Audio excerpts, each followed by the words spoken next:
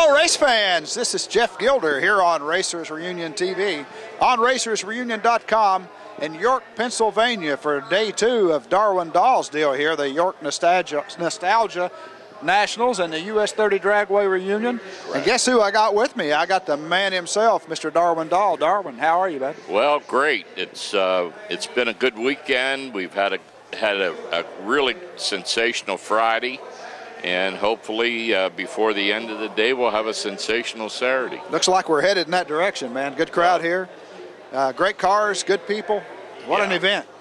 It's super. I mean, I get overwhelmed when I see the amount of personalities and legends of drag racing that come under this roof. All these people in one day at one show. It's pretty hard to imagine that anywhere else. Yeah, it sure is. And I mean, the list of names that are here is endless, and we've interviewed a lot of them. It's incredible to have the opportunity to come here and be among these people and to be able to get those guys to sit down here and share drag racing history from their perspective with us and to the fans. Well, we really appreciate their support, and I know the people that come here every year appreciate the support of the people that come from all over the country. And we have people coming here from Australia, we have people coming here from Great Britain that schedule their trips especially to come here. I talked to a gentleman this morning from North Carolina that made sure he scheduled his vacation so he could come here. And that's pretty gratifying to have people that, you know, feel that strongly about your event that they make plans like that. Yeah, tell us a little bit about the event in your 8th year now. About how it started and how big was the first one, just to give us an idea of how it's grown. The first one was fine. What happened is there was an event here, a York reunion, 2 years before our first event, and it really didn't seem to be the draw that I felt that it should be.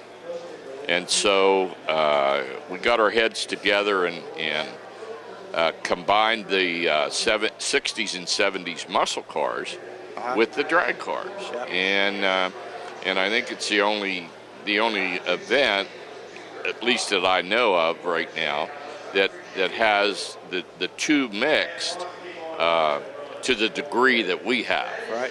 And it's really worked out very well because it's been a good mix because the performance cars of the 60s and 70s were what it was all about with the drag racing. Heck yeah, man.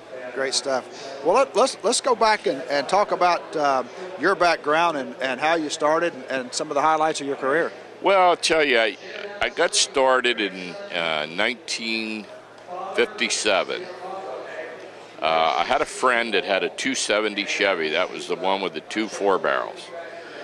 And he said, well, if you go along with me to the drag races, I'll let you run my car. I said, boy, that sounds interesting. I'll go with you. So we went to Lancaster, and Bill Holtz, who ran York, was running the Lancaster track at that time.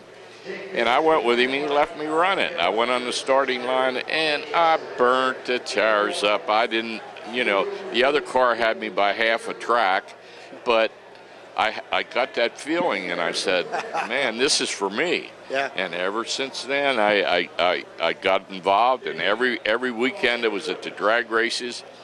So I began working at the track over there.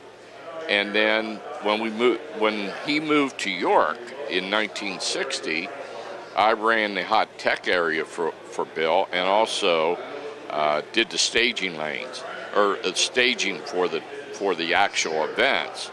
And then I moved on to running some drag races on Williams Grove Speedway, which is a dirt track, and we ran there for a season.